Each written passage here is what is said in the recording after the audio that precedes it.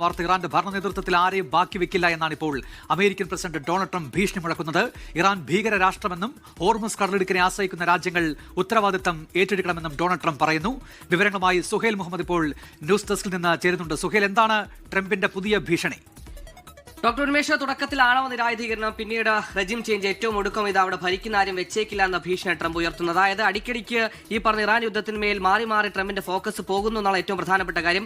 ഇപ്പോൾ ഈ പ്രസ്താവന വരാൻ പ്രധാനപ്പെട്ട കാരണം ആയത്തുള്ള അലി ഖമനയുടെ കൊലപാതകത്തിന് ശേഷം, അല്ലെങ്കിൽ ആയത്തുള്ള അലി ഖമനെ ഇല്ലാതാക്കിയതിനു ശേഷം ഏറ്റവും വലിയ രണ്ട് ഉന്നത നേതൃത്വങ്ങളെ ഇല്ലാതാക്കൽ, അടിച്ചമർത്തൽ, അമർച്ചകളാണ് ഇപ്പോൾ ഉണ്ടായിരിക്കുന്നത്. ഏറ്റവും പ്രധാനപ്പെട്ടത് സുരക്ഷാ ഉപദേഷ്ടാവ് അലി ലാരിജാൻ, ഒപ്പം തന്നെ അവിടുത്തെ ഏറ്റവും പ്രധാനപ്പെട്ട സുരക്ഷാ കമാൻഡിംഗ് ബാസി കമാൻഡർ ഗോലം റസ. അതിന് ഏറ്റവും ഒടുക്കം അല്പമണിക്കൂറുകൾക്ക് മുമ്പ് പുറത്തുവന്ന വിവരമനുസരിച്ചാണെങ്കിൽ അവിടുത്തെ ഇന്റലിജൻസ് വകുപ്പ് മന്ത്രി ഇസ്മായിൽ ഖത്തീബ് അടക്കമുള്ളവരെ കൊലപ്പെടുത്തിയിട്ടുണ്ട് എന്ന വാർത്തയാണ് അമേരിക്കയും ഇസ്രയേലും സ്ഥിരീകരിക്കും. ഇറാനും ഏറെക്കുറെ കാര്യത്തിൽ സ്ഥിരീകരണം വരുത്തുന്നത്. അതായത് ഇതിന്റെ മേൽനിരയുള്ള ഓരോരുത്തരെ ഇല്ലാതാക്കിക്കൊണ്ട് മുന്നോട്ട് പോവുക എന്നുള്ളതാണ് ട്രംപിന്റെ ലക്ഷ്യമെന്നാണ് നിലവിലെ ട്രംപിന്റെ ആഹ്വാനത്തിൽ നിന്ന് മനസ്സിലാക്കാൻ കഴിയുന്നത്. പക്ഷേ അപ്പോഴും ഭരണമാറ്റം എന്നത് സാധ്യമാകുമെന്ന കാര്യം നമുക്ക് തീർച്ചയില്ല. കാരണം ഇറാൻ ഇപ്പോൾ താൽക്കാലികമായി ഭരിച്ചുകൊണ്ടിരിക്കുന്ന ഒരു താൽക്കാലിക ഭരണ കൗൺസിലാണ്. അതിലുള്ളത് പ്രധാനമായും സുപ്രീം, അതായത് ഒരു സ്കോളറായ അവിടുത്തെ പണ്ഡിതനായ ആയത്തുള്ള അലി റസ, പിന്നെ പ്രസിഡന്റ് മസൂദ് പെസഷ്കിയാൻ, അതോടൊപ്പം തന്നെ അവിടുത്തെ സുപ്രീം കോടതി ചീഫ് ജസ്റ്റിസ്, ഇവർ 3 പേരടങ്ങുന്ന ഒരു താൽക്കാലിക കൗൺസിലാണ് ഇപ്പോൾ ഇറാൻ ഭരിച്ചിരിക്കുന്നത്. അതുകൊണ്ട് ഈ ഭരണ നേതൃത്വത്തിന് ഇപ്പോഴും കോട്ടം തട്ടിയിട്ടില്ല. അവർ തന്നെയാണ് വോയിസ് ഓഫ് കമാൻഡ്, അവർ തന്നെയാണ് മിലിറ്ററി എങ്ങനെ പ്രവർത്തിക്കണം, ഇന്ത്യൻ സംവിധാനം എങ്ങനെ പ്രവർത്തിക്കണം നടക്കുന്ന കാര്യങ്ങൾ ഒരു തീർപ്പ് പറയുന്നത്. പക്ഷേ അതേസമയം തന്നെ